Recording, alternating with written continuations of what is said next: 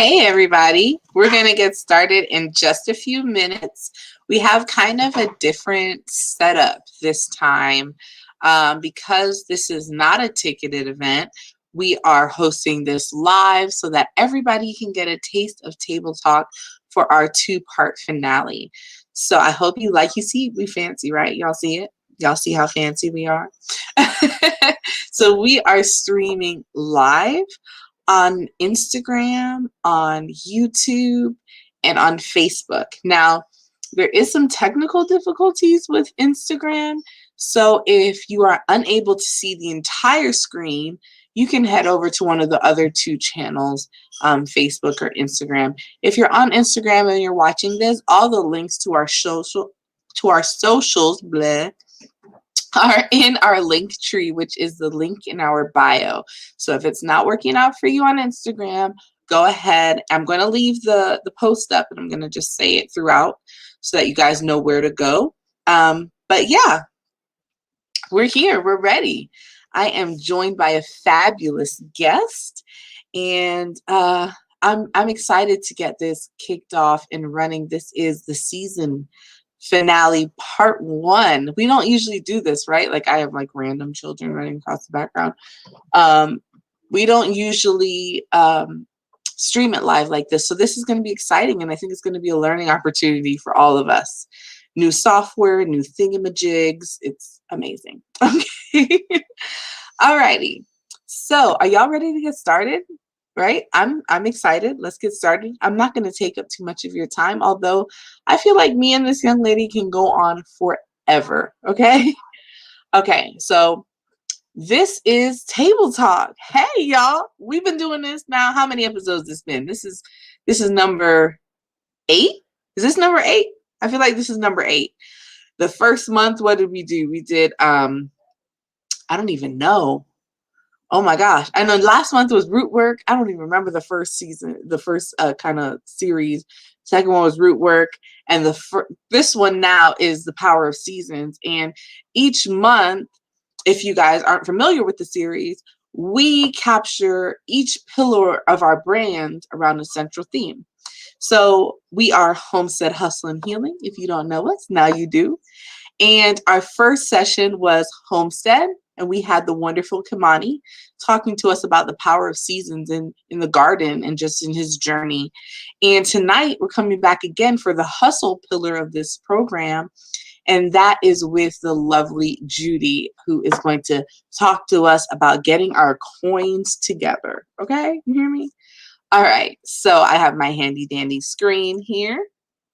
I want to just talk to you and reiterate, especially because this is the last segment that we're doing in this season.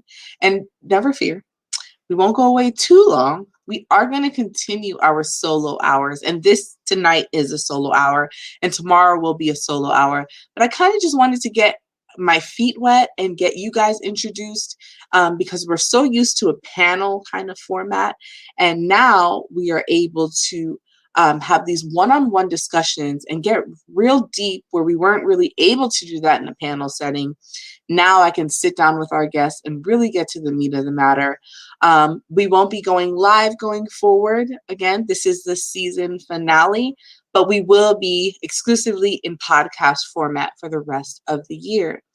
Our educational series ended last night with a wonderful soil and bed preparation class. We all had a great time with that. And that unfortunately is ending because the season is kicking off. I know that we are growing in and out of the garden, but in the garden, things are busy. So we ain't doing no more classes for right now. But if you have the link to our resources, those will be available until Saturday. All of the replays, free of charge. Go ahead and learn something. We will be taking them down on Saturday. So this month we're talking about April showers and May flowers, and really just how that encompasses the power of seasons. And when I was thinking of this theme, I was having a conversation with a young lady, and we were talking about the literal weather in our garden and how we were just so tired of winter and just so tired of all these things.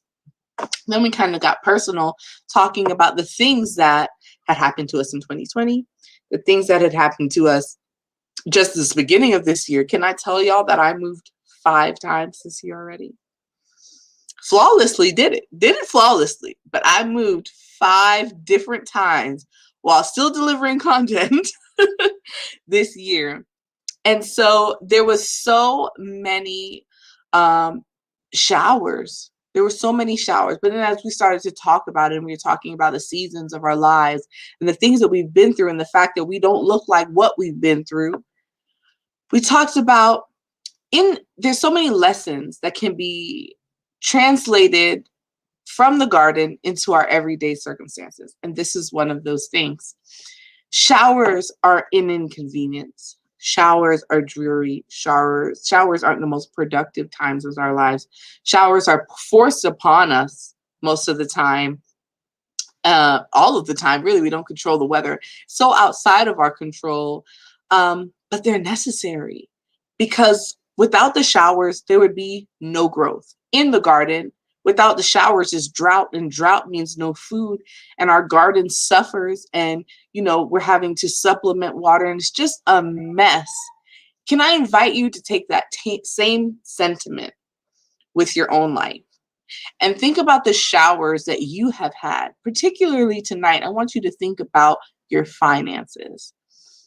And I always tell my students that your very first year, you may only harvest lessons. Think about the lessons that failing forward has gotten you thus far in your finances, in your wealth goals and achievements that you've had thus far. We've all had showers when it comes to money. Trust me, we have. It's always too many bills and never enough resources. In fact, the Black community has been so plagued by financial troubles and hardships. It's often the reason why we can't get ahead. And that's kind of why I do this. So I'm excited to talk about the seasons in our finances and the showers that brought us to a place of growth, and how we can continue to grow, and that we're creating this beautiful thing called generational wealth. Okay? We're breaking curses. We are curse breakers around. We are chain breakers around here. You hear me? Okay. All right. So that's my spiel. I guess it's time for me to introduce myself, but y'all should know me by now. Okay. If you don't, what up? What up? What up? My name is Vanessa, and I am the founder of Homestead Hustle and Healing. It is an online program or online initiative, online foundation or organization, or whatever it is you want to call us, with local initiatives. I am on a mission to uplift and empower the Black community through gardening education, to teach them, or teach us rather, how to increase our self-sufficiency through access to food. I really do feel like we cannot advocate for our communities until we learn to advocate for our households. And I can just teach you to feed yourself. I can create a little bit of headspace so that you can pick your head up and look around what's happening around you and actually have the resources to make some change. I do that. My specific way is through teaching gardening. I teach kids to garden. I teach adults to garden. Anybody who wants to learn how to grow your own food, I'm your girl. So yeah, you can find me at homesteadhustleandhealing.com. We mostly are through social media. We're located in Montgomery County, and we have wonderful partners who help us achieve our local initiatives. More importantly, y'all know me, I ain't gotta worry about that. I want to introduce a wonderful woman. She's such an inspiration, y'all, because a lot of times I feel like when we're in this field of financial wellness and all this thing, we kind of aren't seeing people who look like us in this field. And when I tell you that I celebrate this Black woman and everything that she is doing, and she is really tackling a subject that none of us want to talk about, if we're being for real, and having tough conversation and cussing out a few clients. No, I'm joking. And just, really getting to the root of the matter, I would like to introduce you all to Judy. Judy, she's a speaker, she's an entrepreneur. I highlighted Alpha Omega Wealth, but she's got like 85 businesses, like, and does them all well with class. She does them beautifully. She's just an amazing person. She has her own accounting firm, and the banner of their website when I went on today, and you should too, is creating generational wealth. Mind blown. We are on like one accord. Like, oh my gosh. Okay. You guys can't see her backstage, but I see her cracking up. I am a self-proclaimed comedian, if I do say so myself. I could introduce Judy all day, but I am going to ask her to introduce herself. I'm going to bring Judy up to the stage. Judy, welcome. Welcome to Table Talk. It is my honor. Introduce yourself to the audience. I totally forgot that you could see me backstage. But you are. You're funny. You're a comedian. Hilarious. Oh, hi, if this doesn't work out, that's where I'm going. Yes. Hi, everyone. I am Judy Fleurimond, and thank you for the wonderful introduction, Vanessa. Yeah, you hit it right on the nail. But yes, I am an accountant. That's why we do highlight Alpha Omega Wealth Services, because that is the root of all that I do. And like she said, I own many things, and I do a lot of gig work too. But I guess that's a part of the hustle, right? Hustling. Hey, come on. You know she's Caribbean. She got like 40 jobs. Come through. My mom said, if you don't have 5 jobs, at least 5, you ain't doing nothing. You ain't doing right. You ain't doing nothing. Not working hard enough. Someone else is taking care of you, right? We have to. And, you know, it's okay if someone else takes care of you and you keep your 5 jobs and keep, you know. Exactly. We don't understand what it is to lay up in the house as Caribbean. Right. You know, yes, you can go out and work while I have these 3 internet side hustles, just in case you decide to act. Just in case you decide to act. Just in case. It's funny that you say that. My mom was always highlighting how my grandmother, she had 12 kids. My grandfather worked, he had a business, and we had the farm. And he always went to my grandmother to borrow money. How? She never worked a day in her life. So something must be happening with the power of the Caribbean women. So yes, it's behind the scenes. It's making sure we're good. It's security. You know, we got you. You got us until you don't, but we got it as well. That's exactly. All right. So I know who you are. I know what you do, but I really want our audience to be able to get to know you. Tell me a little bit about yourself and how you got into this field. Like that, like who grows up is like, I want to be an accountant. Like who says that? I did without knowing what the word accountant was, right? I learned accounting my sophomore year in high school. I took it as an elective and I fell in love, because then I realized that's what I always wanted to do. This is it. And I'll share the same story that I just shared not too long ago. I always loved counting. I always loved math. I used to, there's a fond memory of me always going into my father's pockets and grabbing the change, whatever I could find in his pockets, and just to count it. Not to give it, not for me to keep it and go buy ice cream or whatever. It's like, hey, Dad, I counted your change today and you got $3.60. You know, she's different because I steal everybody's change out the laundry. If I'm doing your clothes, it's all taxed. Yeah, that is the rule now. Hey, if I find money you'll never find money in my pockets, by the way. You know, they're sitting in funds, accruing interest. So you will never find money cash in my pockets, just like I know. But I find a lot of cash doing laundry as well. Yes. A lot. Exactly. And it's mine. A lot. Yeah, and it's mine because that's payment for, job well done. Woohoo! So if you want your money back, you do your own laundry. Facts. Hardcore facts. So yes, I took an elective my high school year, sophomore year in high school. I took accounting with Miss Green. Go Bucks, Deerfield Beach High School. Woo woo! If y'all remember her. said no one ever. But go ahead. No one's from the DC area, but South Florida. No, no. My school is even lamer, but I'm a rep. We are the Flying L's. Okay, I don't know if they meant. This is what we did for our like. What? I went to Fort Lauderdale High, so that's we're the Flying L's. So I have no dog in this fight, but you know. It's an alphabet. It's yeah. So you took this accounting class. You didn't steal your father's change, and right. you were still trying to figure out why. And did you keep that love, or? I kept that love. I kept going. I joined extracurricular activities that revolved around finances. I learned about stock markets early.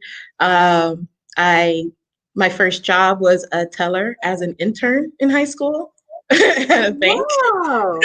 This was at Washington Mutual Bank before it became Chase. After it was Northern something. I don't remember. It doesn't matter. Teller at a bank.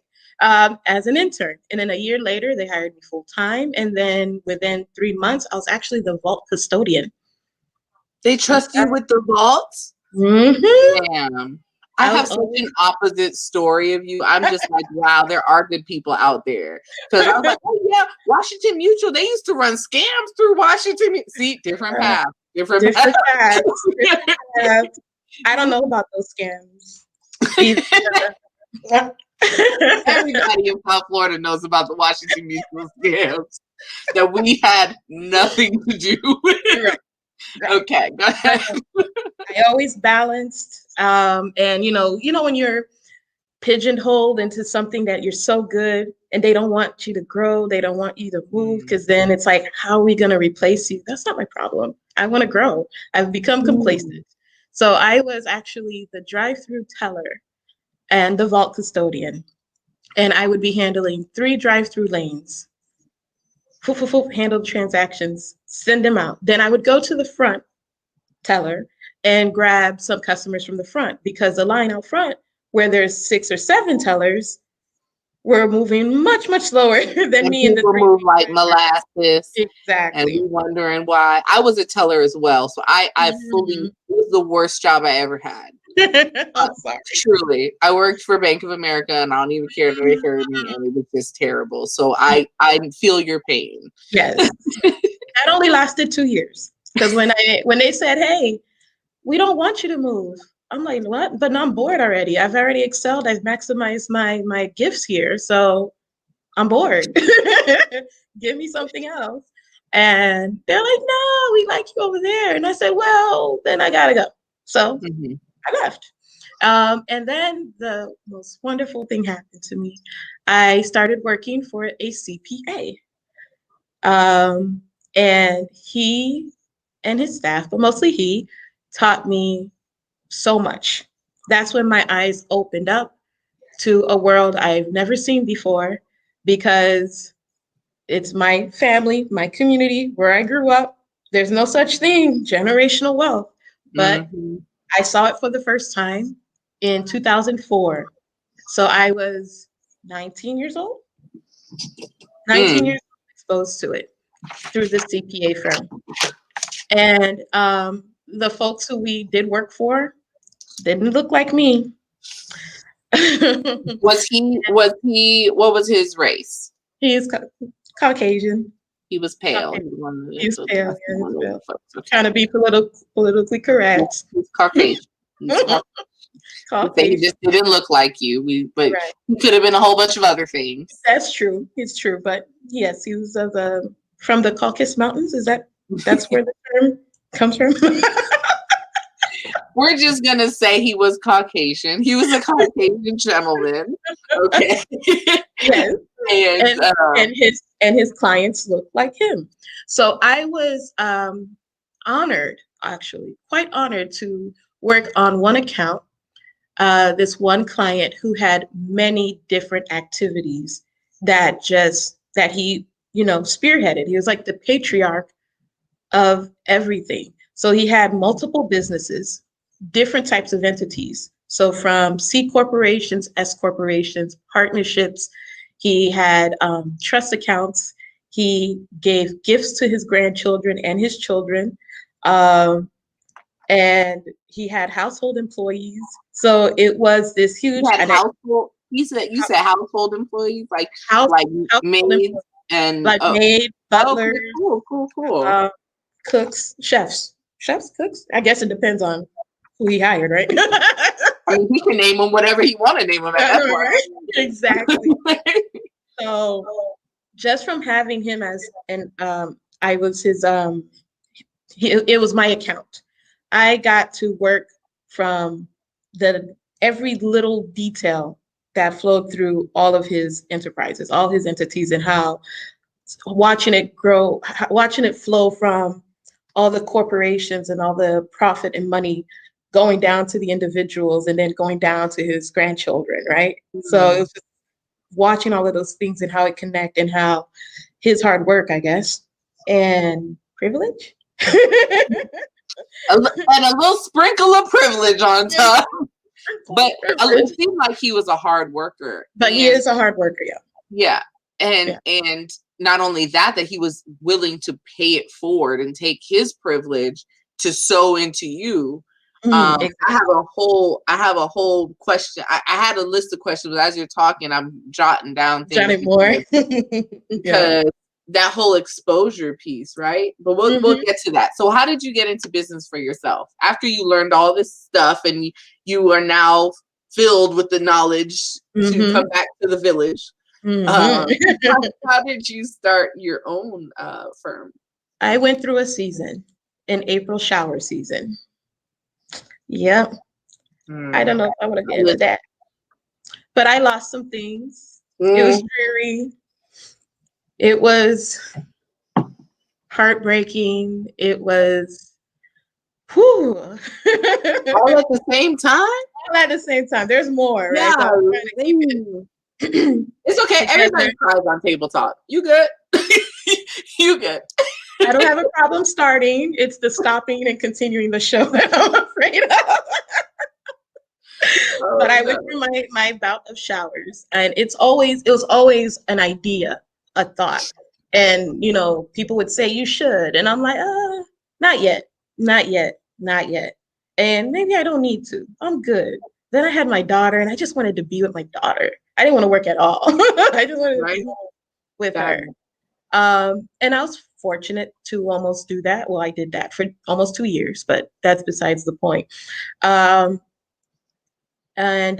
like my shower, I said, okay, this is happening. It's not raining forever. So now what are you going to do? So I pulled myself together, said, I'm going to do this. This is what I know. I already have clients to start off with, right? Because then, I was more freelancing, not officially in business, but, I had the software, I had the knowledge. So I was just doing taxes mostly. And so I was like, let me do this full blown. And I made sure I planned because I was still scared at the end of the day. And with my shower, I wasn't. Now I look good, but during that shower, I did not look so great. So at that time, you look fine. I was more like, I need to get back on my secure footing. So let me get secure, and then I'll take risks, right? So I got a secure footing by being employed in governmental accounting. And then 3 years after that, my shower happened in between that time frame. And then I went into business, Alpha Omega Wealth Services. And in the planning and getting all my ideas and trying to figure out a name for the business, right? I didn't want to call it Judy Fleurimond.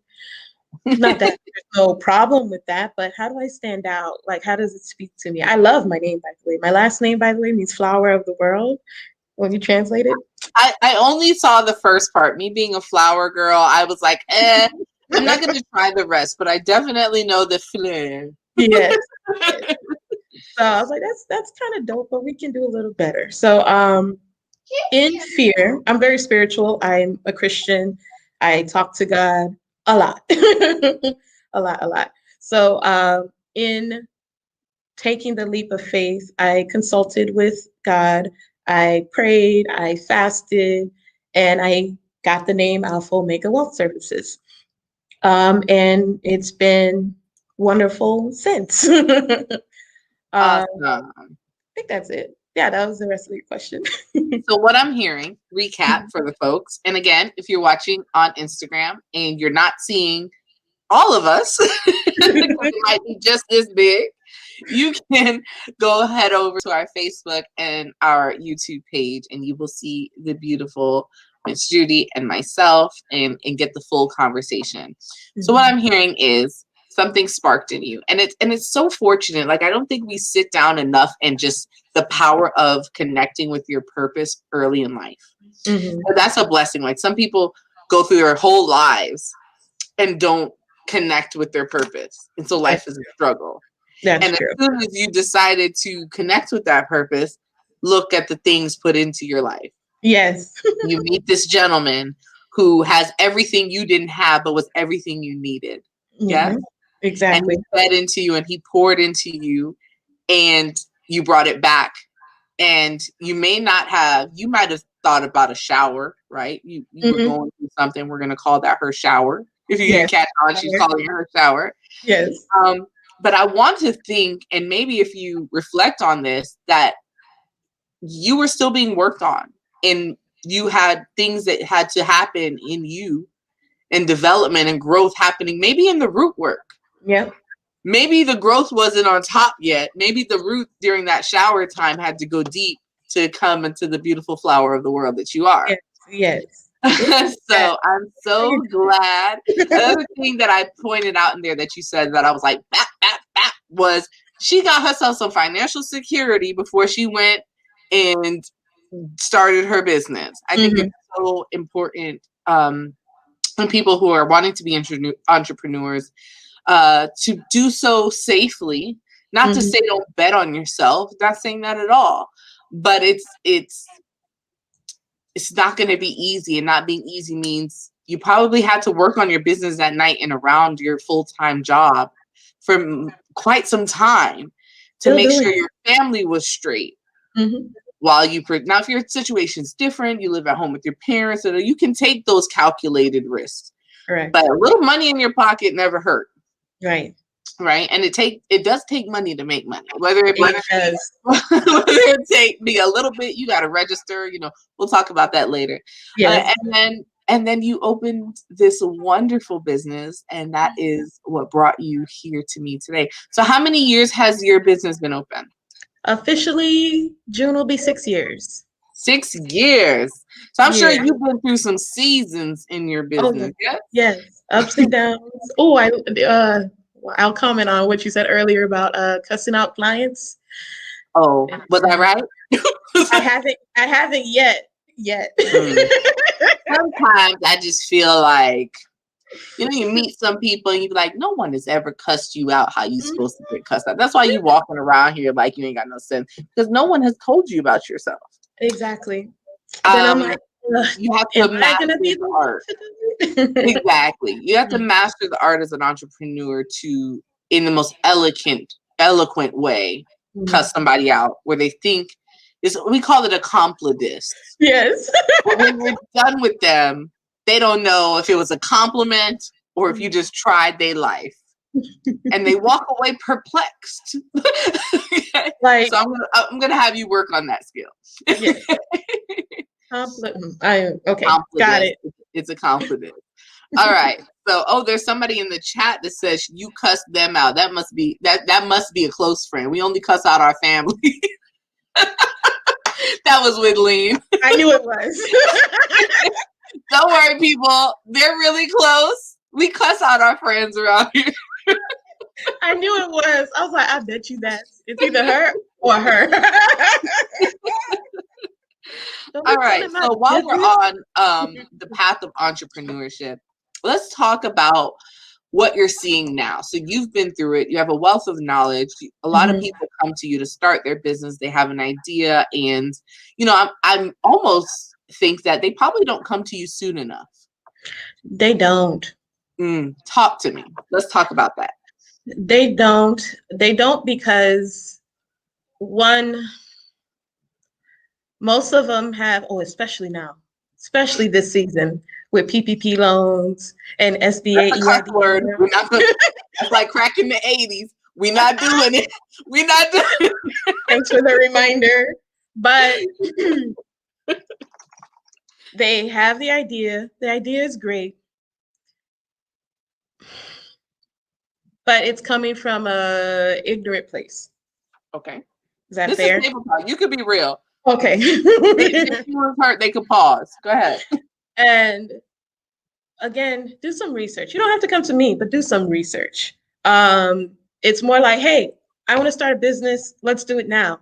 Okay. What type of business would you like to start? I don't know. There's different types. Then I do the speech. And listen, you don't have to know everything. That's why you come to me. Exactly. That's why I said they come too late. Yeah. They come too late. They come too late. Mm-hmm. And sometimes they already have maybe spent money on getting inventory, let's say, right? Or they've spent money getting a logo done. But then the name that your logo or the name that you have in mind is already registered by someone else. You can't even use it. So you've wasted time, wasted money, wasted effort for something you can't even use anymore, kind of thing. There's one person who came to me. She had a great idea to sell this particular item. And we registered her business. And because I know a lot registering and get you started, but I don't know everything of everything, right? Yeah. So she had this idea to sell this particular product, and then we're well into it. We got her book started. We're getting ready to roll out and do a big launch. And upon my advice of make sure you're doing your research, check everything, these are the things you should look for, she realized that the product that she wanted to sell was illegal to sell in the United States. Oh no. Did she miss out on a whole bunch of money? Did you guys like spend money on this already? She spent money, she had stock, and she had to get rid of the stock on the low. Yeah, because now we're into some Guido stuff. Like that's Yes. Oh my gosh. So, that is crazy. So just that consult that I think in our community we're so used to help not being available that we or being left out of help, or thinking that help is a privilege that we aren't entitled to, that we forget that people, professionals, are out there to help us. Yes. And I think when I think about starting a business, you don't come as my first stop. and when you said it, I just like, oh, that doesn't make sense. If I'm starting a t-shirt business, I go buy t-shirts. Right. You don't think, wait, let me think about this IRS standpoint. Let me think about these legal formations. If you're not in the industries that we're in, you're not thinking that. So it's so easy to fall into that kind of money pit and have to, it's expensive to walk it out, right? It's expensive to walk back the decisions that you made. Yep. That 1 step forward, 3 steps back thing. So, all right. So let's make it right and let's teach the folks something. Okay. How would you suggest that if they have an idea or something that they think may be profitable, what are the steps do you think that they should take?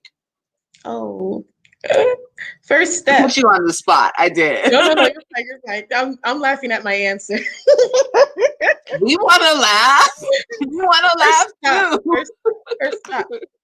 Google is your friend. I tell people all the time, it's 2021. Don't tell me you don't know nothing. Google is your friend. Of course, get it from credible sources, but still at the end of the day, Google is your friend. You can learn so much, even if you may not understand the article you just read. At least you have a base. At least you know what questions to ask when you do seek help, right? So Google is your friend. Get some research in you. Have an idea of just basic definitions. And there's so many. It doesn't even have to be Google. If you're in the state of Florida, your division, your state division of corporations, they have plenty of free resources there as well for you.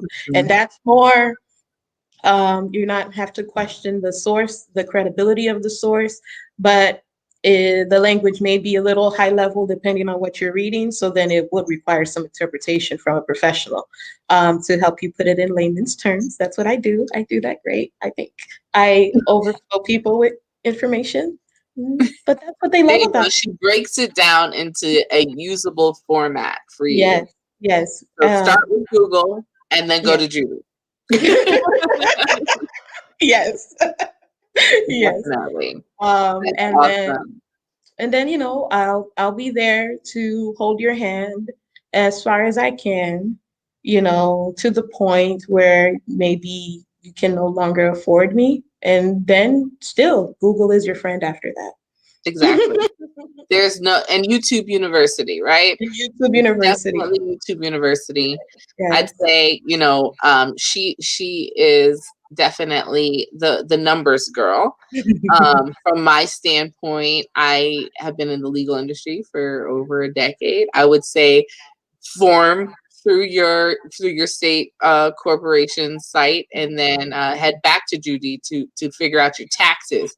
Because if y'all Yes. don't pay taxes, y'all gonna end up like Wesley Snipes. or People, Tony Braxton who or told you Braxton ain't pay her yeah, taxes? yeah. No, no, no. Let me Whoa. back up. Let me back. They're gonna don't name drop no more, so I don't keep doing it. But yes. Mm. Okay, well, Tony. Um, yeah, we probably want to get our taxes lined up, and just those the unsexy parts of business and entrepreneurship is what I call it. Those are the unsexy details nobody wants to. That's not the thing that's waking you up in the morning, right? Well, Nobody's getting never excited mind. about EIN numbers and articles of corporation. Like nobody that doesn't turn anybody on. But I'm Okay. supposed to. It does it for me, right? I So know, that's why. because you're strange. We established that on the front end about you Yes, counting change and not taking it. Who yes, does that? yes. Someone For who all the really loved, regular folk, we someone who really know. loved and respected her father. Is he watching? Is he No, watching? no, but plenty people watching might know him. Okay, there we go. There we go. Yes, yes. Yeah, so kind of, I would say, and I hear you saying that you have a passion and we know you're excited and we know you're stoked about it. Just take a step back, do your research, follow the steps, make sure it's legal, okay?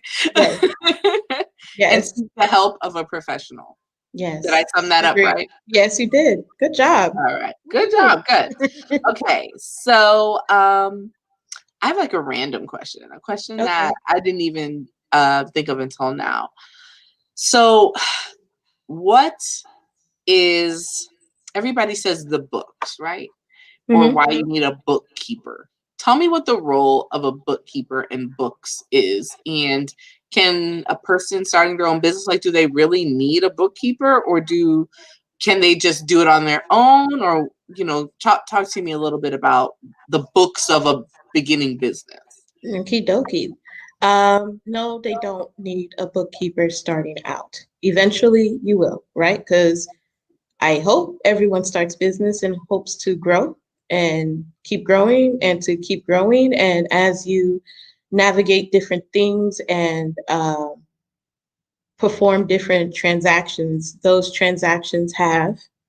um, those transactions have things attached to it compliance wise, whether it's the IRS, whether it's the state, um, whether it's a local government. Uncle Sam, they want their dues.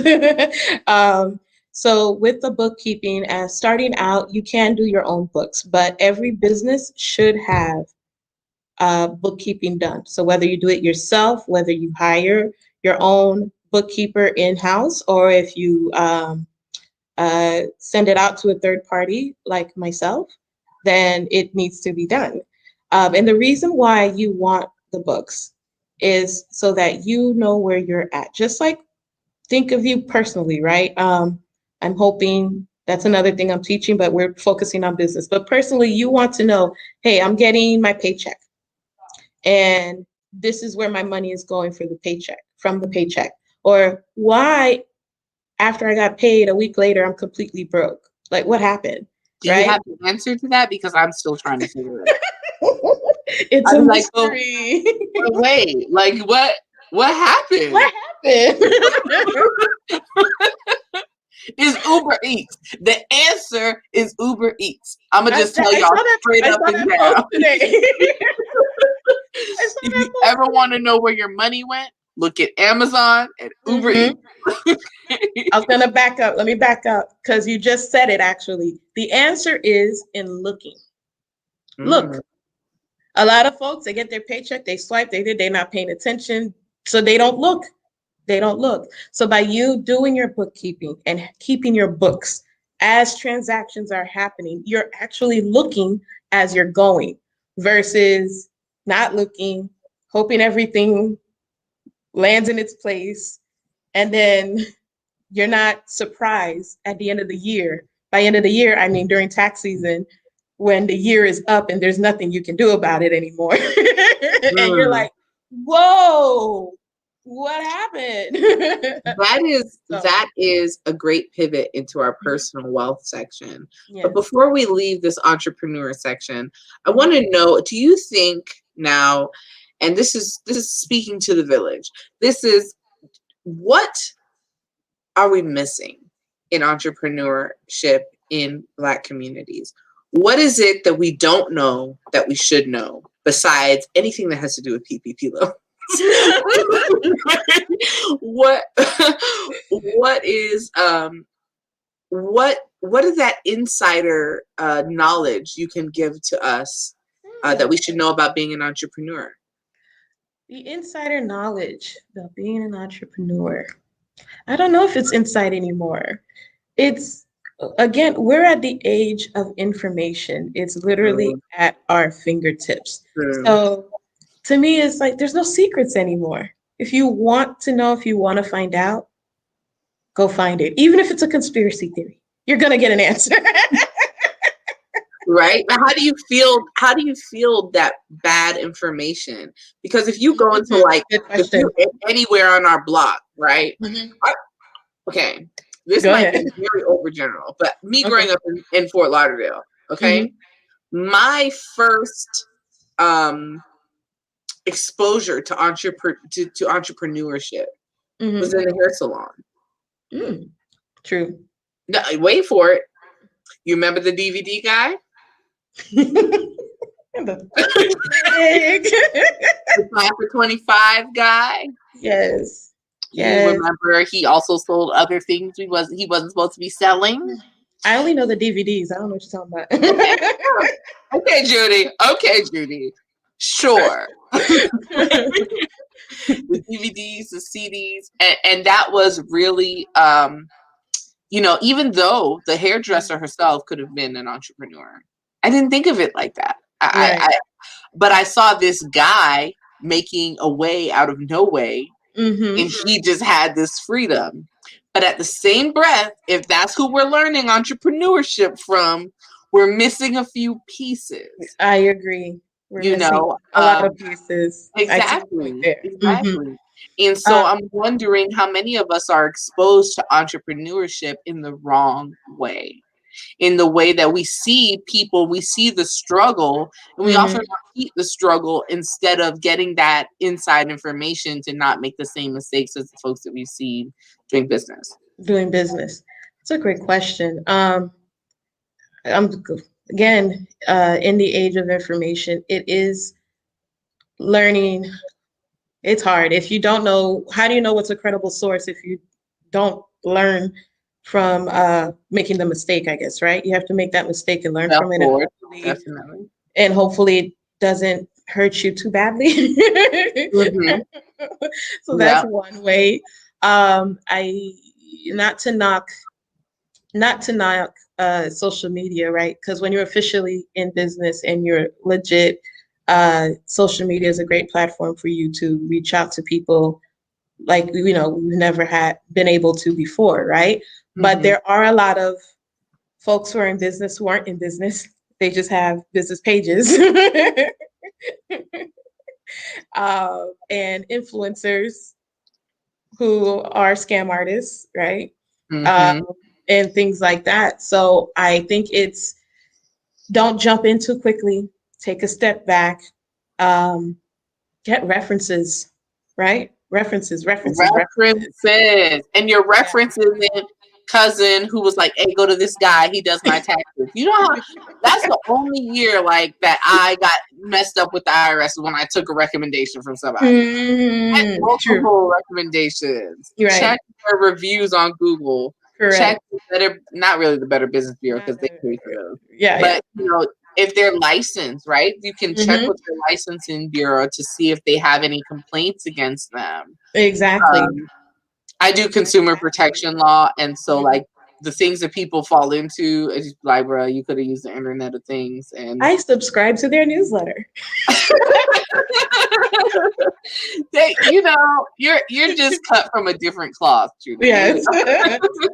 But All right, yes, so I let's. subscribe to the Consumer Bureau newsletter. So as things are popping up, new things, There you go. especially in Florida, I can go through that newsletter and say, "Hey, I remember you visiting the store. There's something happening. You might want to go check that out." Exactly. And there goes that information. Even if you're not getting the information, Right. having sources like a Judy or someplace that aggregates information and fields the Mhm. information for you. I think that Right. the biggest thing with all this is that you have resources. Ask for Correct. help. Correct. Don't do this alone. It's an amazing thing to be inspired so much to become an entrepreneur.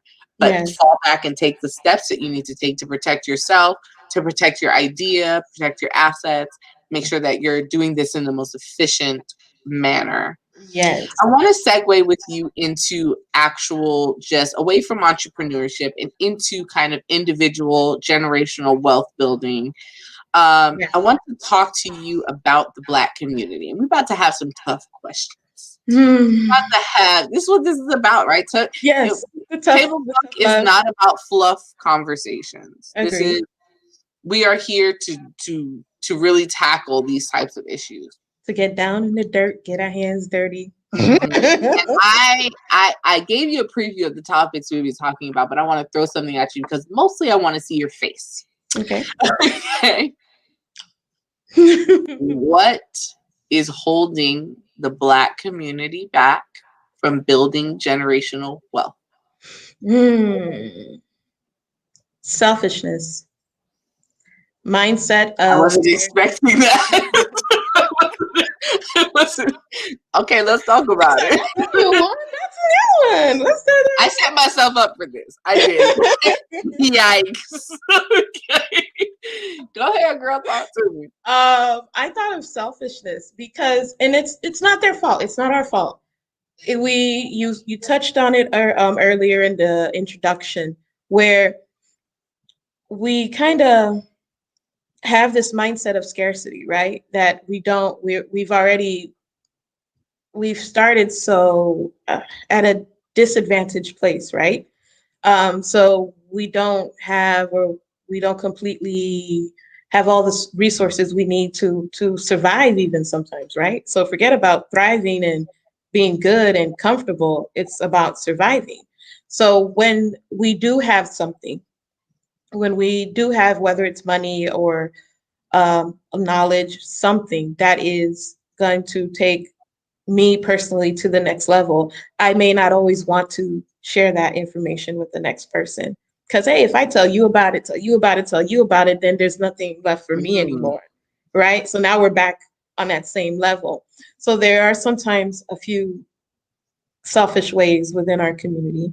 Another problem is we don't ask for help.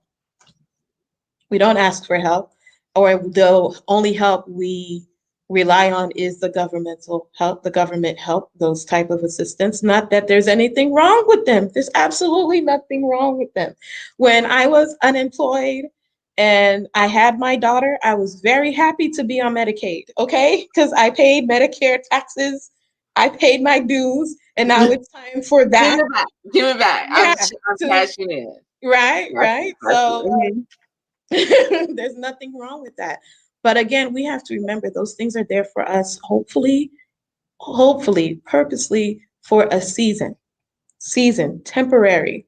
Let it, use it when you need it, and then find ways to take that help and to, dare I say, flip it so that you don't need Flip it it. anymore. I I don't use know how flip you it can all flip the time. Medicaid, but flip it. Flip your Medicaid, y'all. Flip your Medicaid. And and as much as we can say, Mhm. because we need to take a very introspective Yes, view of you own it. what is happening in our communities. I mean, Mhm. the facts have been proven. Right. We get the shit end of the stick. Mhm. We are starting so far behind at every disadvantage. We don't have any we don't have a lot of these things, and then the help that is given with so many strings that it keeps us locked Mhm. up into the system. Correct. You can't have a savings account. You can't have, all of these things. But the time that we need help comes after other resources have been exhausted. So Agree. how do we get us from not needing that help? Um, I want to when were you first exposed to the term or the phrase generational wealth? Oh, what year was that? Well, obviously before I Were you started an my, adult? I was an adult. It was before I started my business. It was maybe, I guess, 2014, Mm. 2013, Mm. maybe. And I honestly don't even know where I heard it from.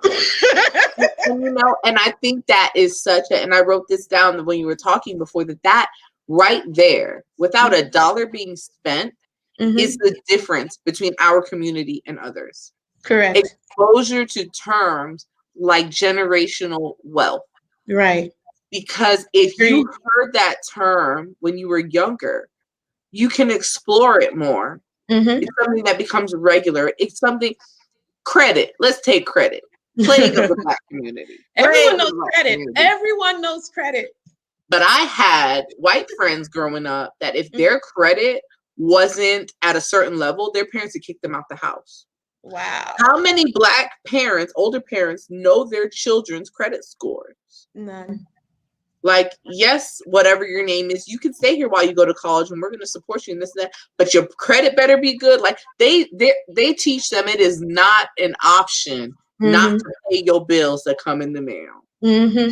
Those types of principles, and yes, we've had to survive, and so our principles are different because we didn't have time to, focus on those types of things. Right. Right. But that's the difference, that without $1 being spent, exposing our younger generations to the concept of money. You know Yes. what I'm saying? It makes such a difference. And then I think, even when you say you started working with the gentleman, what, like 18 or something like that? Yeah. 19. At 19, that's Mhm. really young in your Mhm. adolescent years. So you could still say that was the difference for you, Mhm. is exposure to a different way. Right. You And it know, was exposure, but again, not knowing the term. It wasn't until later that I was like, oh, that's what that was. you saw it and you wanted it. Yeah. Yeah. Because I think with generational wealth comes security. And Mhm. if anybody in the audience doesn't know what we're talking about when we talk about generational wealth, it's wealth that you have now where your grandkids and your great grandkids don't have to worry about it. Mhm. Those are those trusts that provide a base salary to your kids, and your kids' kids. Those are the things that we think are so unattainable, but they actually are very attainable. They You are. don't have to be a millionaire. You don't have to be rich. You can set up some type of generational wealth, and it doesn't always have to be money. It doesn't. It had to be money. I've had the good fortune of my mother retired as the senior vice president of Bank of America. So I had the good fortune of being exposed That to all. explains the teller job. Yeah, I tried it. It didn't work out for me. But even so, I was exposed to money, but she was like so busy trying to put food on the table in the beginning years when she was a teller, Mhm. that she didn't have time to teach me about money. Right. So the exposure is one thing, but education is another. And that's where our school system really lacks in Agreed. that education piece, especially in underserved schools. But I could talk about that all We day. could talk about that. Yeah, but generational wealth for my family, generational wealth for us was land. You know, she may not have had millions of dollars in an account, but we did get property when we turned of age. We did get land when we turned of age. Yes. You know, CDs set up, and that's just putting a little bit aside. Very little. So, exactly. So let's talk about that then. Okay. How do you generate wealth? And what is wealth? Let's explain the concept of wealth. Because wealth, people think that wealth is money in the bank. What is wealth? Wealth is, it has to be generational. That's one key definition, right? Because it's not winning the lotto, get $1 million today, and then 3 months from now it's all gone. That was you being lucky. That's not wealth. There's a come up, and then there's wealth. Yes. Yes.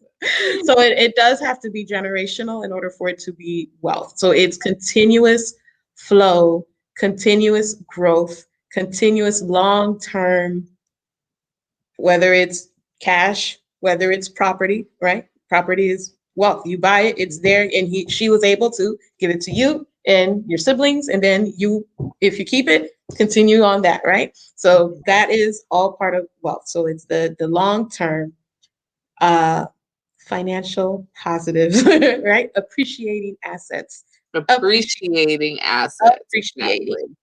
Over a long span of time. So for all our coin collectors out here in the Bitcoin world, stop staring at your Coinbase account. Right. Stop staring at it. You're gonna go long-term assets. Long-term is where it's at, folks. Long-term is where it's at. Judy said, do you want to come up or do you want wealth? You can't have both. Okay. Okay. So so that's the second part of the question. How do you suggest that starting for, say, like a single mother or just anybody starting, a new couple got married, how do you begin to generate wealth? Okay. Depending on your financial situation, the best way, like we said, is a little at a time. So if you can, if it's, let's say, if you could get property one, right? Property is great. Land, a home. Make sure you pay your property taxes. They get you. Make sure you pay your HOA dues if you're living in there too. Because all of those people will foreclose on you behind. All of those people. You think you own your home, right? You paid it cash. Even if you pay it cash 100%, you living in there. You don't pay your property tax. You don't pay those HOA dues. They can take your home. So that's one thing. But property, whether it's, and again, appreciating assets, right? So you don't want a car. You don't want a fancy car. That's not long-term. It's not going to last. And it depreciates instantly, right? You can invest in long-term type of accounts where the interest rates can average 4 to 12%. So it's risky. The higher returns are the more riskier things or riskier avenues, like the stock. And there's different stocks, but generally speaking, for those who know the general definition of stocks is the most the most risky, right? Because it's not backed, it's not insured, and companies, if they don't keep mind of their book. Example that we're giving here is this the Tesla example? Is this it's volatile is what she's saying. It's volatile. It's volatile, but that's a good example, right? Like invest in Tesla and not the Tesla car. And do your research on your investments. Definitely. Right. Do your research. But that's like a good example. And it doesn't have to be great. If you I have clients where I'm like, hey, $5 from your paycheck and put it in the savings. Let's get that started. Pretend you have that savings over there. It's in the bank account that you can't access, and you have it direct deposited from your check. You have it automatically transferred from your checking to wherever, and you do that and don't look at that. It's not even there. Pretend it's not there until it's time. You got a nice little nest egg. You can take that and then use that to put it into something bigger, right? where you could get a bigger interest rate. Where because some accounts it does require minimums, right, for you to open them, for you to. That sucks, isn't it? Doesn't that suck? Like that's another part of the Yeah, advantage, right? That's it. That's exactly. Well, you're kind of buying into it. So if you yeah. want like a You're money fine. market account or a CD, you're gonna have to Mhm. come with minimums to be able to take advantage of that higher interest rate. Correct. Correct. So What about 401ks? 401ks are great. They're great. They're great because they're supported by your employers, and there's limitations, but they're bigger, like higher limitations for you to put Mhm. money in. So by you putting into your 401k, some companies match what you put in, either dollar for dollar, 50 Mm. cents for a dollar, but whatever it is, I love that. That's awesome. It's free money. It's It's free free money. money. I They're don't care. encouraging you to save. I don't care what you got going on. Yeah. If your employer matches 5%, Hmm. 100% of 5% of your check, put 5% of your check into the 401k so you can Hmm. get free money. And a Free lot of money. people don't know that you can make withdrawals from your 401k to buy your first home or something I was like just that. gonna say that. I was just going to say that. That's a great little savings account. For first-time home buyers, yes, you can withdraw money from there, and you won't get penalized. You might get taxed, regular income tax, but you won't get penalized an additional tax on top of that, pretty much, for doing that as a first-time home buyer. So that's an easy, someone is storing it for you. You can't go to the ATM and take money out of it. You Right? gotta write a whole essay to these people why they need to Right. give you your money back. Right. Exactly. Listen. Mhm.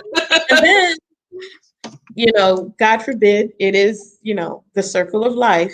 If and when you pass, your your beneficiaries, if they are your children, that's another great way for them to have an advantage, a step up.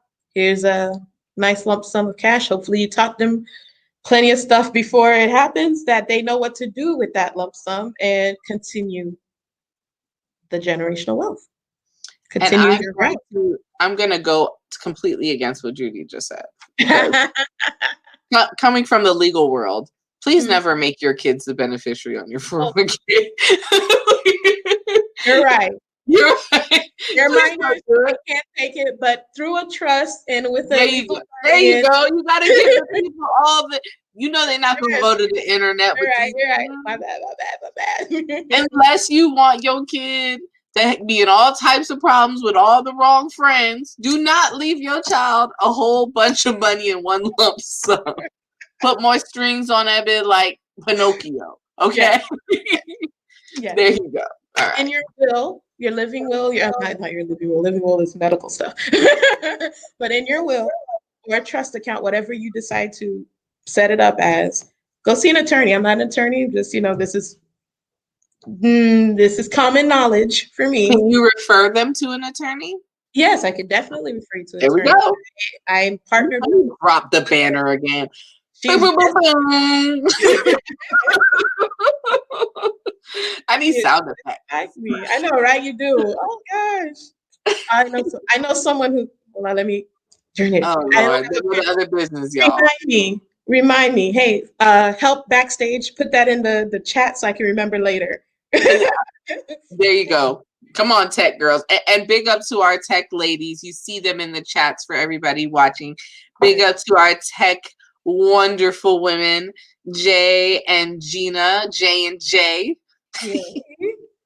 J and J. Jay is helping us out on the tech stuff. Her business is called J Alexandria Services, and she does the damn thing. So definitely her up. So we were talking 401ks. We were talking securing your future. And what is the point? And we came into this, I know it seemed kind of random, but we came into this and saying, what is the even point of building generational wealth if you don't take the next step to protect the wealth that you've built? Right? Yes, good point. So you're going to do the 401ks, which doesn't go through probate. You're going to do all of these types of things. You have your savings account and you've been saving money your whole life. And then, you pass away and everybody else gets it, but the people you intended to create generational wealth for. And I think in the Black community too, that's something that we just don't do, is make wills, because we feel like we're too poor to have a will. And you're not. You're Like, not. no, go get you a will. If you got $5, I would rather you tell them who this $5 going to, because what ends up happening is it ends up going back to the state. Yep. So don't give them people your money. Get you a will, okay? Get you a trust for your underage children, and make sure that the executor of your trust that is going to deal with the money for your kids isn't an addict, or isn't a spendthrift, or doesn't low-key hate you, or go on shopping sprees and exactly. Like for my kids, like I love my sister to death. She's great with money, has no kids, terrible with kids. So the person who will be having my kids is different from the person who is going to handle the money. Good. Exactly. You got to think these things through, and I don't think our community does that enough. So this is a great conversation to be had. Great point. Yes, agreed. Especially that point of this person handles the money, this person takes care of the kids. Yeah, they shouldn't usually be the same person. And that's how she's set up. And starting where you are with what you have, and Judy said to put, even if it's $5 away, save it. One thing we know for sure and for certain is these showers are going to come. Yes. Okay. Yeah. Our grandmamas had rainy day funds underneath the mattress. If she would have understood compound interest, she wouldn't have done that. But still. Yeah, I was just gonna say I highly advise you not to do that. The other misconception in the Black community is that the banks are going to rob you. And I think that thing is that they don't really understand FDIC insurance, and just that your money is more protected in the bank than it is, just breaking down those barriers through education that stop us from leveling the playing field. Yes. So, and if you don't, and one thing I want to just point out that Judy says that she can refer you, and even if it's not her specifically, because I know some of her services are limited to Florida, and we have people in the DC area and things like that, and all over the country watching. But if you find a professionals network. Yeah. Their major part of their job, right, Judy, is to network. Major and partner and share resources. Exactly. So if you love your bookkeeper or your accountant, ask them if they know any attorneys. They will congregate with like-minded people who share the same values. So exactly. And that's what I'm saying. I have the perfect attorney. I love her. That's awesome. Awesome. She catches this. She's like, I saw you. You said you love me. I think we're making really good time. I want to know, what are some of the biggest issues that you see with your clients? Just entertain me for a second. Ooh, stubborn. You told me I can't talk about PPP, so I'm going into another.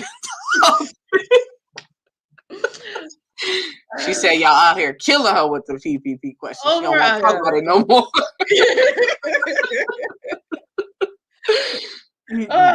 That's a perfect moment where you guys should have came to me sooner. That PPP stuff.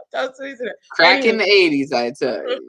But no, my clients, they're stubborn. But again, it's because they're stuck in their ways. They don't, although they trust me and they hear me, it's that extra oomph. I don't know. I don't always get that. I don't always know what that extra oomph that they need for them to do it, for them to just jump, I guess, right? Jump. I'm at the bottom. I'm going to catch you. I promise. Yeah. But most of the time it's stubbornness. And in this day and age, I'm dealing with folks who are my age, right? So in pretty much range. I'm going to call you guys millennials. We, myself included, you guys, we procrastinate a lot. No rush. We'll get to it. We're good at talking, though. We so good at talking. We're good at talking. Not moving, not an inch. But we good at talking, though. Those are like the two biggest things that I've found with my my clients. They're very excited. They have an idea. They want to do it. I say, all right, let's do it. I'm excited. Come on. Yay. What happened? What I got this stuff for you. Where are you? Hello? What happened? Come back. Are we not doing this anymore? Okay. And that's like Mhm. within a less than a week time span. Like the fire is already gone I from wonder why. I wonder why though. I But don't then know. you know what? You don't want to push an idea that you're not going to love anyways, you Right. know? And I think that's the thing. Like they're grasping at straws. And so in the moment, the idea you know what, I shouldn't say it's a problem right now, but I've learned. I've learned from when I first started to where I'm at now that I do get the calls and I get that excited client and they have this great idea. And then I go, yeah, that sounds like a great idea. Let me navigate you towards this. And then I don't expect anything back. And I get surprised. I'm pleasantly surprised when they actually call me back and say, hey, I did it. And I'm like, oh my gosh. So I get very few of those, I did it, let's come back, let's continue, and Mhm. more of the, I have a great idea. So it's the follow through that doesn't always happen. So I can always advise you. I can give you all the information in the world. I can talk until I'm blue, which is, my favorite color, logo. Really? Okay. It's my brand colors if y'all ain't know, if y'all ain't noticed. Got you. It's not green. No, we're not doing the green. I'm wearing my favorite color. Thank you. It wasn't But coordinated. yeah, I'll do that but at the end of the day, it's up to you. It's up to you, client. You receive that knowledge, you receive that information. What are you going to do about it now? What's your next step? Definitely. Definitely. Well, I'm going to ask you this one final question, Okay, go. especially, and it's kind of on the flip side. We were talking about entrepreneurship. I'm going to ask you the same thing as it regards to personal finances and wealth. What is the thing that our community should know, but we don't know? What is that insider knowledge as it comes to personal wealth and personal finances that you think that may be public knowledge, but things that need to be brought to the forefront of this conversation? Is it budgeting? Is it is it credit? Is it what are the roadblocks, and what can we do a quick little maybe 3-point plan to get people started in building generational wealth from nothing? From nothing.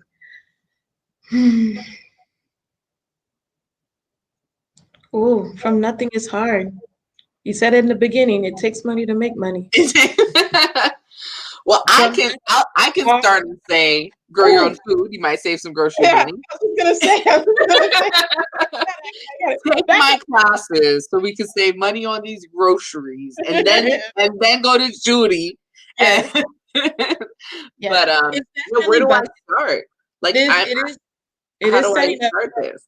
it is setting up a personal budget, right? So again, looking, right? That was one of the points before. Looking at everything that you're doing. Um, this might work for some, might not work for others, but like I don't like I you know how I said you won't find cash in my pockets because I don't do good with cash. Can y'all believe it? The numbers good.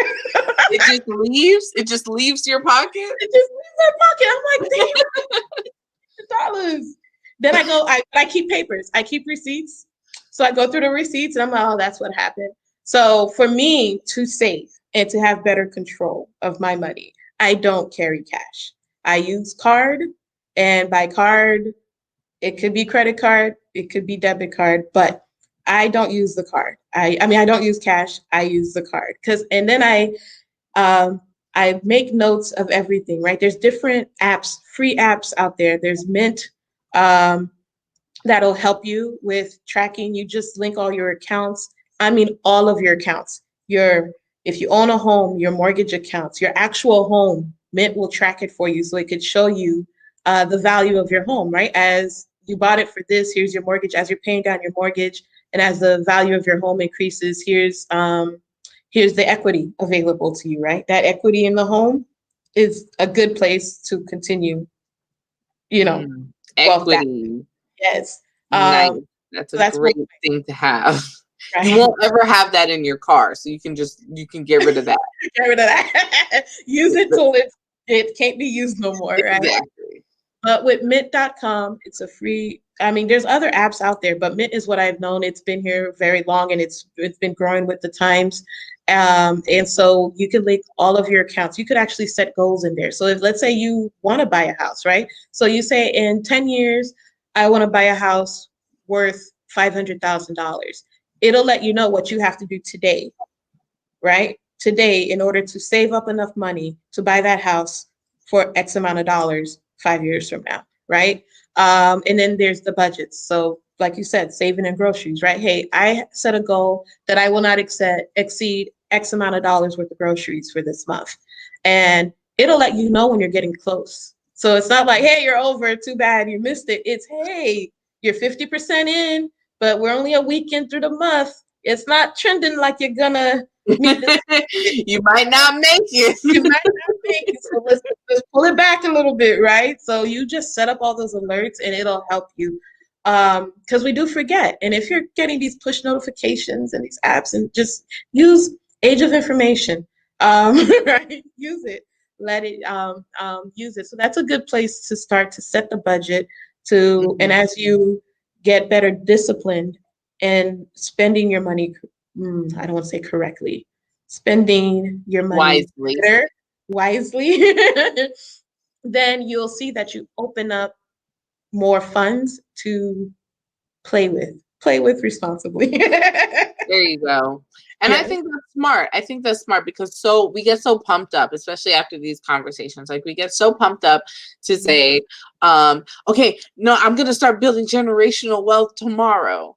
And, these simple steps that you guys can do, very quickly is to just take stock. Take stock of where you are. You cannot change your financial situation if you're afraid to face your current financial situation.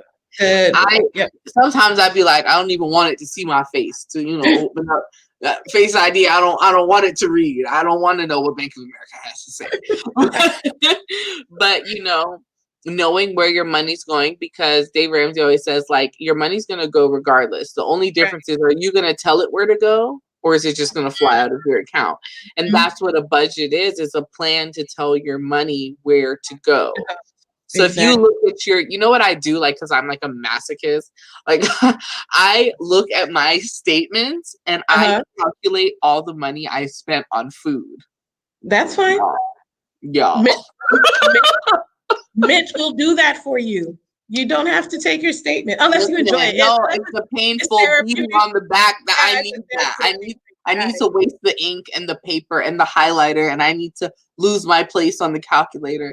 That's what works for me. And then I say, I'm so disgusted with myself afterwards that I'm like, I'm never eating out ever again. And I do this once a quarter.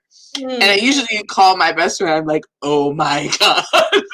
I spent $1 billion eating out. I do like the pain because in a quarter, that's a lot of, it could be a lot. And then you think, oh my God, why am I not where I want to be? It's a little $20 here, $20 there, $15 there. Uber takes, and you even want to talk about retail shopping or like Amazon. Amazon is not your friend. Home Depot's not my friend. I can't go into Home Depot without spending $200, And so taking stock of saying, okay, this is how much I, spent on certain things, even if it's for the month. Like I always do my budget before the month starts. And I have a certain day. I sit down before I get paid. Like, so if I get paid on Friday, I go on Thursday and I sit down and I prepay all my bills. Yep. So that on Friday, as soon as it hits, they're all scheduled to come out. So as soon as that comes, there's nothing I hate worse than people playing with my money. Oh, it's supposed to come out, but you took 72 days to take it out. If I pay it early, I pay it early. And I look at my I look at my calendar and I say, okay, I get paid this day, and I pay everything the day before I get paid. I schedule everything for the next 2 weeks to come out the day that I get paid, because I know me. And that's a whole nother thing. Like, not only take stock of your spending, of your accounts, but take stock of who you really are as a person, not your social media you. Okay. You in the shower. You who's lonely at night and maybe may or may not have partaken in something, so now you're hungry and you're ordering all types of stuff and you want, Debbie cakes and shit. you know, take stock of the real you, the emotional eater you, the emotional shopper you. Yes. We all start off the month with good intentions, and then check in with yourself, right? You were saying have an app that yells at you. That's what I call notifications. Have an app that yells at you and says, sis, you're not gonna make it. You're not gonna make it. One thing I do, like for cash, there's real quick. Like if I go to the ATM to withdraw cash, it's because I really need it. It's like desperate time, desperate measures. But if I'm normally just taking out cash because I need to, I don't go to the ATM. I go during the day and I go inside the branch. And then they tell me all the time, well, you can use the ATM. I go, nope, there's a reason why I'm doing this. And this is why. When I fill out the withdrawal slip, I flip the back of the withdrawal slip and I write down what I'm taking the cash out for. Oh, that's cool. So I'll do a little tally, whatever it may be. Lizzie's $20 for her field trip, $40 for pedicure, like whatever it may be, I itemize it. They're on the withdrawal slip on the back. And the reason why I do that is then when they scan that withdrawal slip and it goes to the back office, now when I'm online banking, I could click on that, like how you can see the check image. Yeah, I didn't even think about that. Yeah. I could click on the withdrawal slip because they scan the front and back. So now I can say, oh, what was this $500 withdrawal? What did I do that for? Let me open up the slip and I see on the back there, this is what I used it for. So now you can actually still use your budget, right? And not have to check what was this $500 for? Because you might not always get receipts to refer back to. Yeah, I'm gonna do that. And just the pain of standing in the teller line will make you not want to do it anymore. Like, that's the type of pain and torture I'm into. Okay. And opposite of you, I deal really well with cash. It's the card. And they've done the studies that the emotional pull that you feel with handing over cash is not in the swipe of a card. Right. So it's true. Swipe. My kids have debit cards. They just be out there like it's a sport. Okay. But I don't ever want to break my 20. Like, no. Because once you break it, it's gone. It's gone. So I will keep that 20. My mom was taught me always have a little $20 in your purse. Like, you make sure that you have a little bit of coins in your purse. And also I was doing like the envelope method. Yes. Where like I would put $300 for groceries when I got paid, and like this is for gas. But COVID kind of messed that up because nobody was taking cash. Yeah. So, but again, you see what works for Judy, and what works for me. You got to know yourself. Try it one way. If you're still messing up, try it another way. And if you don't know any other ways, come to Judy and she'll show you some more. There you go. Where my banner at? Boom, boom, boom, boom. There you go. Awesome. So we have a few questions from the audience. I am going to use you like my software, y'all? Y'all like this. Y'all like this. Okay. So we have a few questions. Let me say, this one is from Jay. She says, what industry do you suggest a family should invest in if they're finding themselves having a little extra cash flow every month? Now, I know this is sensitive questions for you, ma'am, because of your licenses and legalities. So you just let me know how and if you can answer this question. I can answer. And if you're talking about investing in stocks, I think my method was look around the home and see what you use most often.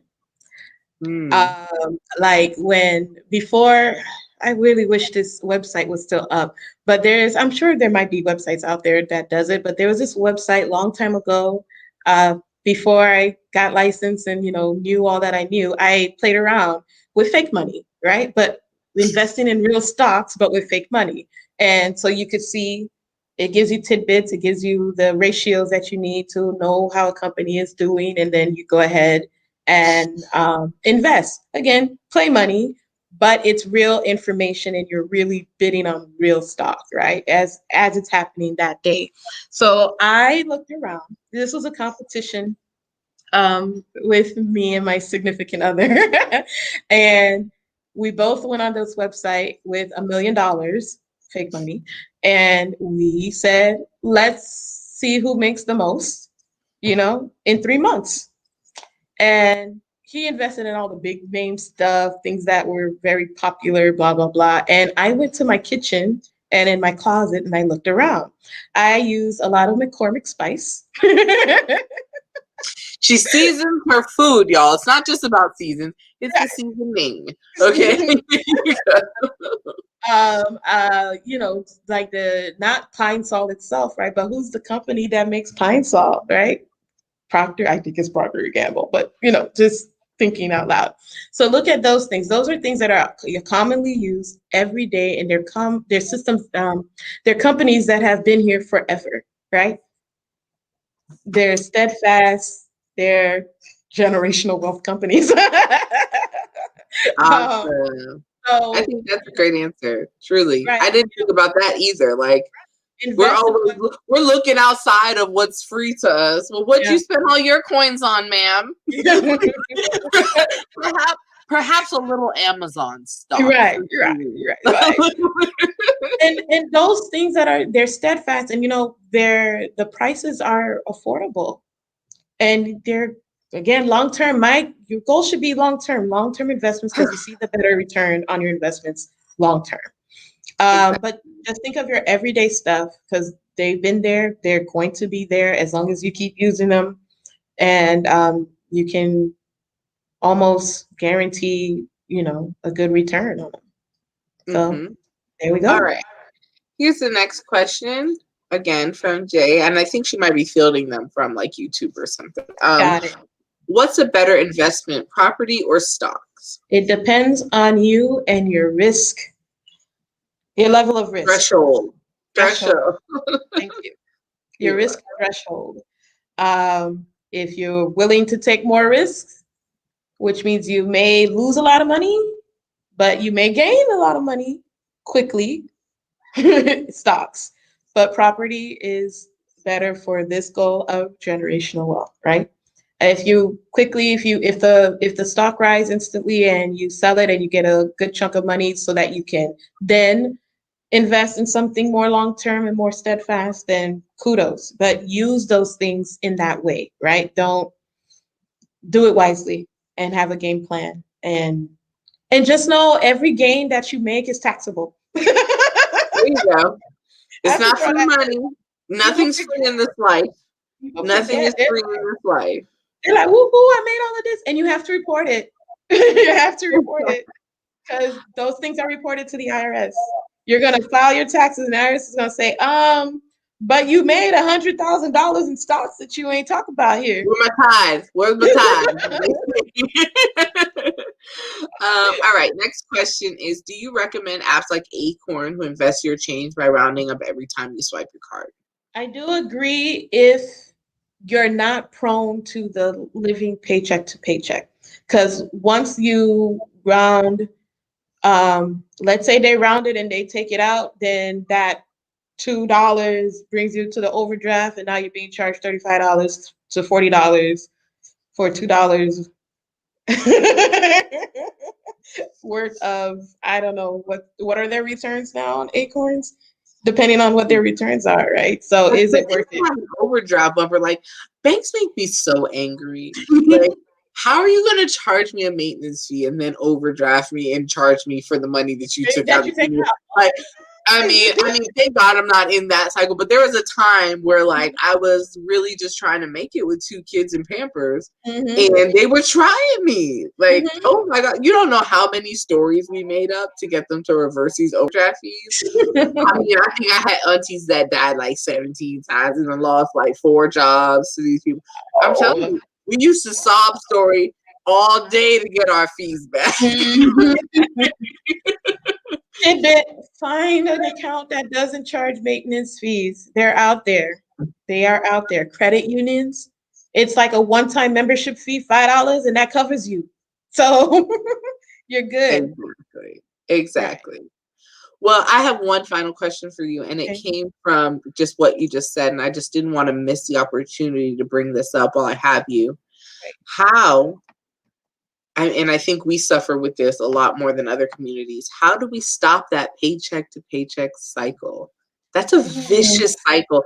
That's a It's a cycle that's, horrible cycle. we are one shower away from public assistance, from Mhm, food insecurity, to mhm, homelessness, to people don't realize just, and I think we saw that in the pandemic, that you are just one incident outside of your hands, one blown gasket on your car, mhm. right? To start this, like, so how do we get out of that paycheck to paycheck, I'm poor till next Friday cycle? I'm laughing right now because I'm trying to hold back tears. Oh no, what happened? I made Um, you cry. no, because it's so hard. I And know. I wish I had an answer because there's no answer. There's no one size fits all answer.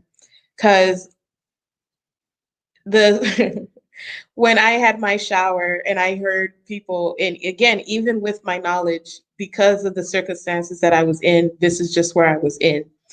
And the advice that I would get when went out to seek help, folks is like, I'm like, I need help paying my daughter's tuition to go to school, to daycare, so that I can go to work because I don't have anyone to watch a kid.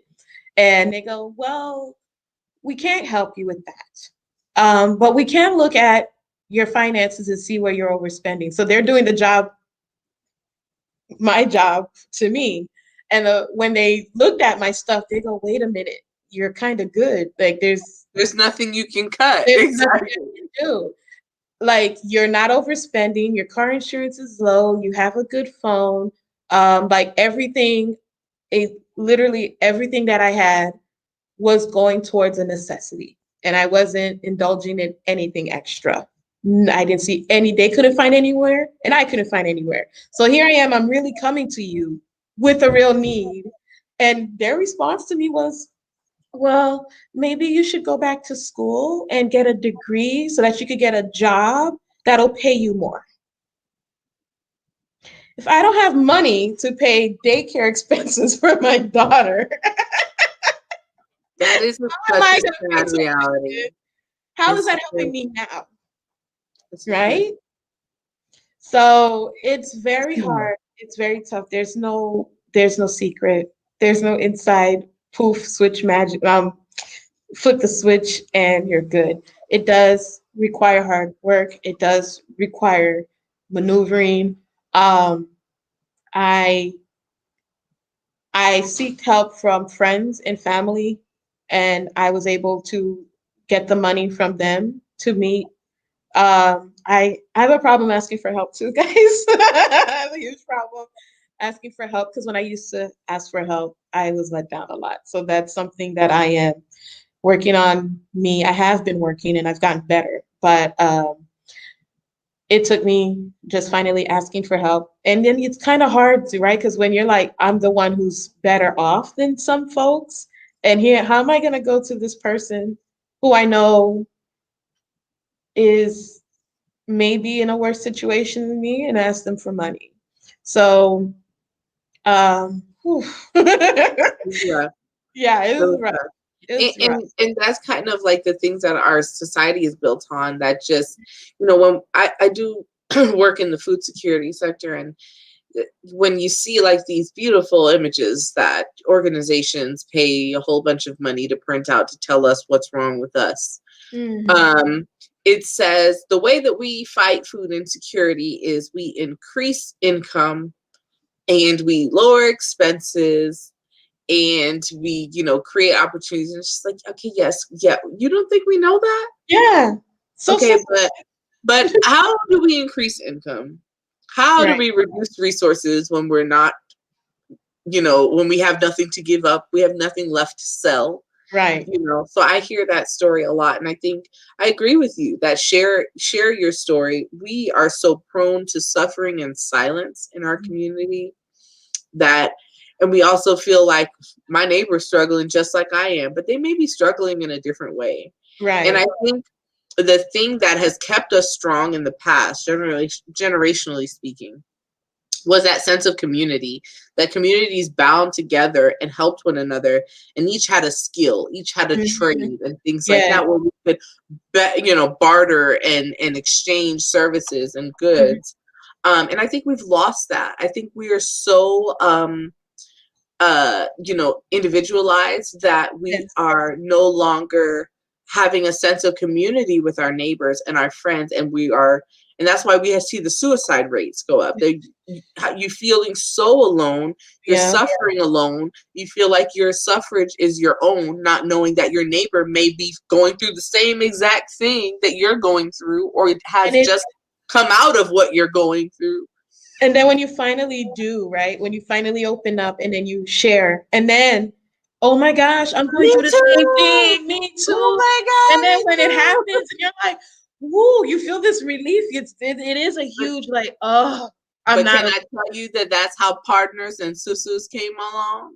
a Was people, right. majority women, coming together in Mhm. these things. Say you don't have a bank, get you a partner. Join Right. somebody's partner, start a partner. And if you Mhm. guys don't know what a partner or a susu is, For those who speak um, Creole, it's eso. so there you go. It's where a group of people. It was before the banking systems were allowed into Black communities and Black areas, where you would put in your money each check, and everybody would put in theirs, and you would like draw straws or whatever on who has the first draw. Right. And then when it was your turn to draw, you would get the money so it's essentially a savings account, and you could buy like a half a draw, or you could draw, first one. Right. But there are ways outside of, we are a resilient people. We Yeah. are resilient. We are We're resourceful very good at people. improvising. Oh my Um, gosh. But how they get us mhm. is they break up the communities. Yeah. Because if we can't talk to one another, we are powerful together. You ever Together. see that?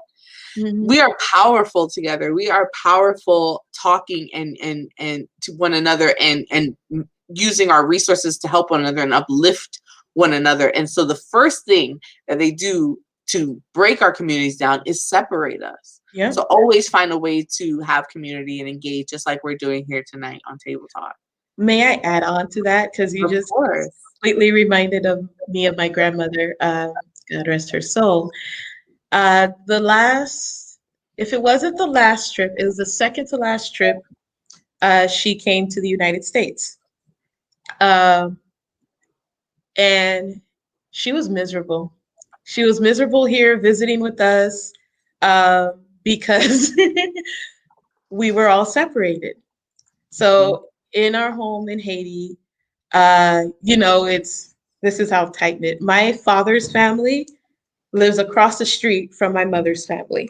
So if we're in Haiti, it was just going across the street. Hi grandma, hi grandma, hi grandpa, hi grandpa. Well, not grandpa, my father's father passed away before we were born. And it's not just the grandparents, it's their children and their children, right? And they're all right there. One street, the family is there. And there's one kitchen we all eat, we all cook from that kitchen.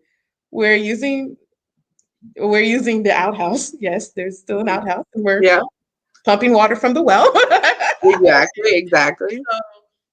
And the food was communal. So, hey, everybody, it's time to eat.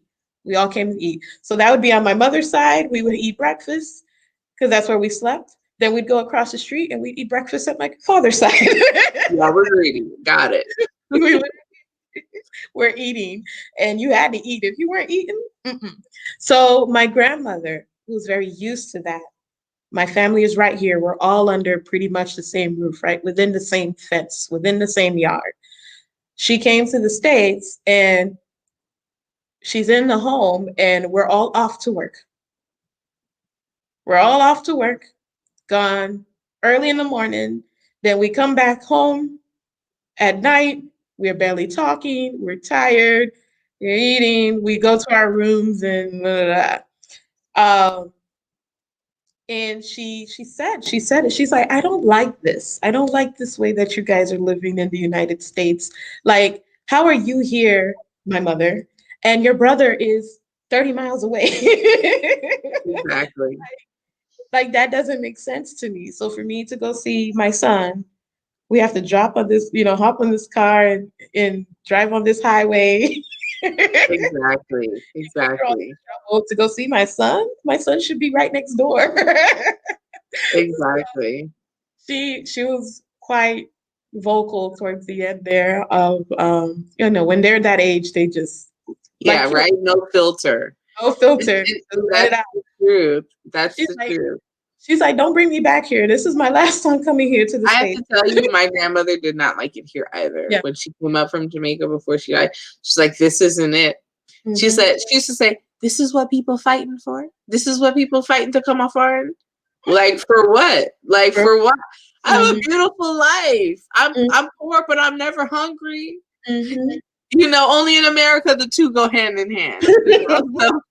So, not to knock you, the United States of America, we appreciate you for the things that you do provide.